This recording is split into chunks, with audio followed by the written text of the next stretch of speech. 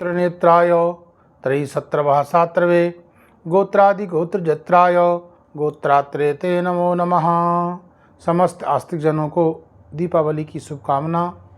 इस वर्ष दीपावली महोत्सव कार्तिक कृष्ण चतुर्दशी रविवार दिनांक 12 नवंबर को मनाई जाएगी। दिनांक 12 नवंबर 23 को चतुर्दशी तिथि 19 घटी 4 पल अर्थात दिन में 2:12 पर समाप्त हो रही है।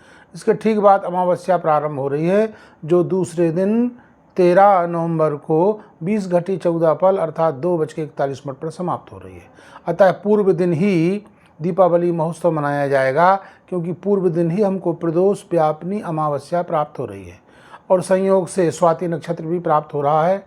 स्वाति नक्षत्र और अमावस्या के संयोग में दीपावली पर्व मनाया जाता है, इसलिए 12/11/2023 रविवार को ही दीपावली का महोत्सव मनाया जाएगा। इस वर्ष पंचपर्वा दीपावली महोत्सव 5 दिन की अपेक्षा 6 दिनों तक मनाया जाएगा। धनतेरस से लेकर यम द्वितीया तक का जो महोत्सव है यह दीपावली महामहोत्सव पंचपर्वा कहलाता है। इस वर्ष धनतेरस 10/11/23 शुक्रवार को मनाई जाएगी। 10 नवंबर 2023 शुक्रवार द्वादशी तिथि 13 घटी 4 पल अर्थात 11:47 पर समाप्त हो रही है। उसके ठीक बाद त्रयोदशी प्रारंभ हो रही है। अतः सायंकाल में प्रदोष काल में जब हम लक्ष्मी का पूजन करेंगे, कुबेर का पूजन करेंगे, इंद्र का पूजन करेंगे, तो प्रदोष काल में आज ही के दिन हमको त्रयोदशी तिथि प्राप्त हो रही है। इसलिए धन्वंतरी जयंती शुक्रवार 10 नवंबर को, कामेश्वरी जयंती भी इसी दिन मनाई जाएगी। माना जाता है कि आज के ही दिन धन्वंतरी साक्षात भगवान धन्वंतरी के रूप में प्रकट हुए थे, अमृत कलश लेकर के आए थे और आज इसलिए उनकी जयंती भी है। आज कुछ नया सामान खरीदना चाहिए, संभव हो तो सोना खरीदना चाहिए। मुहूर्त की दृष्टि से हम विचार करें तो कुंभ लग्न सबसे श्रेष्ठ उत्तम मुहूर्त माना जाता है। एक कुंभ लग्न आज के दिन 1:15 से 2:46 तक सबसे श्रेष्ठ मुहूर्त है। एक कुंभ लग्न में इसमें हमको कुछ खरीदना चाहिए। यदि इसमें नहीं खरीद सकते हैं तो दूसरी लग्न हमको 5:50 से लेकर 7:47 तक प्राप्त होगी और इसमें भी संभव ना हो तो 11:28 से लेकर 1:15 तक भी उत्तम मुहूर्त है। इन 3 मुहूर्तों में हम सामान का क्रय कर सकते हैं। आज ही के दिन अपमृत्यु के निवारण के लिए 4 बत्ती वाला तेल का दीपक घर की दक्षिण दिशा में रखना चाहिए। वह दीपक रखा जाता है। दीपक रख करके हाथ जोड़ना चाहिए और मंत्र पढ़ना चाहिए। मृत्युनापास दंडाभ्याम काले न च मया सह त्रयोदश्याम दीपदानात् सूर्यजः प्रीयतामिति। हे सूर्य के पुत्र यम, आप प्रसन्न हो जाइए। हमारे यहाँ ये माना जाता है कि 3 प्रकार की मृत्यु होती है। एक अपमृत्यु होती है, एक अकाल मृत्यु होती है और एक मृत्यु होती है। तो अपमृत्यु के दोष की निवृत्ति के लिए यमराज के प्रीति के लिए त्रयोदशी के दिन दीपक रखना चाहिए। कार्तिकस्य सिते पक्षे त्रयोदश्याम निशा मुखे यम दीपम बहिर्दद्यात् अपमृत्युर्विनश्यति। तो यम की प्रीति के लिए दीप दान करना चाहिए। और कहते हैं यमुना जी यमराज की बहन है, इसलिए यदि आज आप यमुना जी का स्नान करेंगे तो भी आपको यम त्रास प्राप्त नहीं होगा, यमराज आपके घर में नहीं आएंगे। धन्वंतरी का पूजन भी आज करना चाहिए, उनकी जयंती मानी जाती है और सबसे बड़ा हमारा धन है। इससे शिक्षा प्राप्त होती है कि हम स्वस्थ और प्रसन्न रहें। इसके ठीक दूसरे दिन चतुर्दशी है, शनिवार को 11/11/23 को। इसको नरक चतुर्दशी के रूप में माना जाता है। इसको रूप चतुर्दशी भी मानते हैं और कहते हैं आज के दिन तेल लगा करके स्नान हम लोगों को करना चाहिए। स्नान में तेल में आज लक्ष्मी का निवास हो जाता है।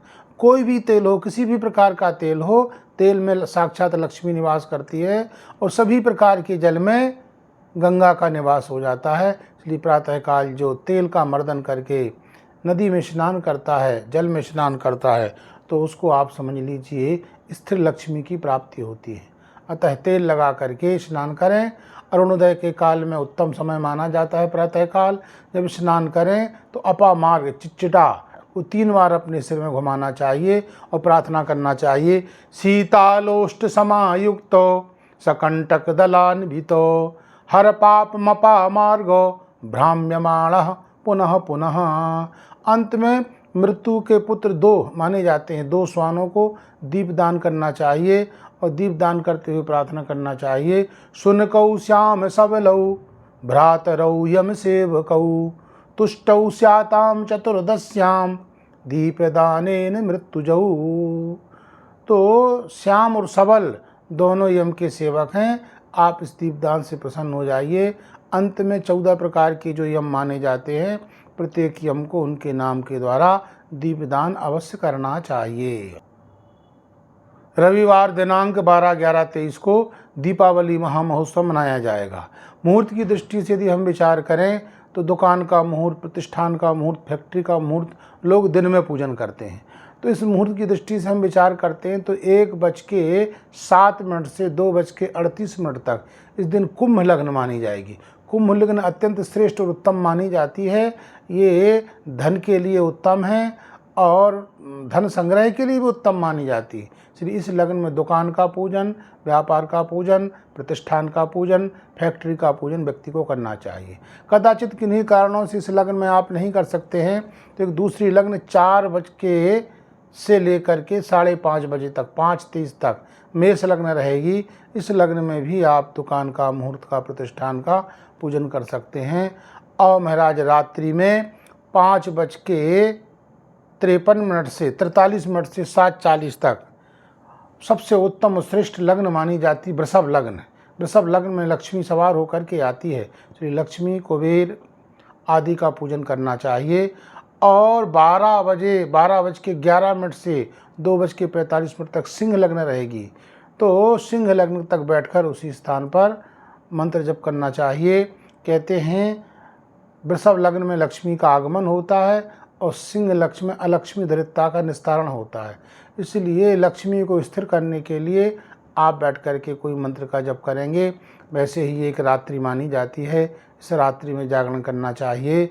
आज के दिन कमल के पुष्पों से निश्चित ही लक्ष्मी का पूजन करना चाहिए।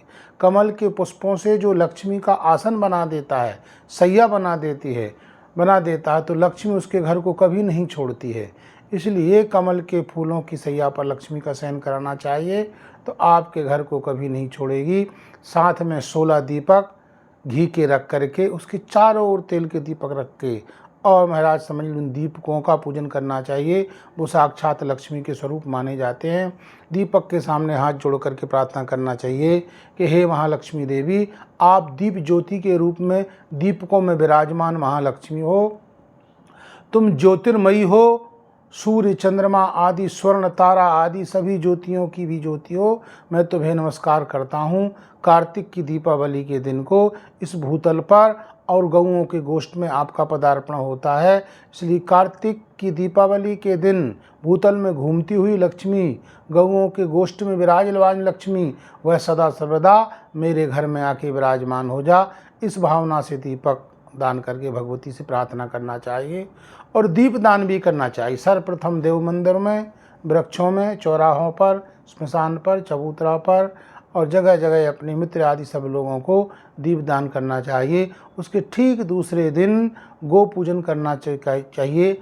और महाराज समझ लीजिए गोष्ठ का पूजन होना चाहिए, गोवर्धन पूजन होना चाहिए। गाय में भी साक्षात लक्ष्मी का निवास होता है, गोमय में भी लक्ष्मी का निवास होता है। इसलिए गोमय रूपी लक्ष्मी का पूजन करना चाहिए। उसके लक्ष्मी पूजन के तीसरे दिन भ्रातृ द्वितीया को अपनी बहन के यहाँ भोजन करना चाहिए और उसको अभय वरदान देना चाहिए, उसकी रक्षा का वचन लेना चाहिए। इस प्रकार से ये दीपावली महापर्व जो है लगातार 5 दिन का पंचपर्वा दीपावली को जो करता है, व्रत रहता, उपासना करता, तो निश्चित ही लक्ष्मी की उस पर कृपा प्राप्त हो जाती है।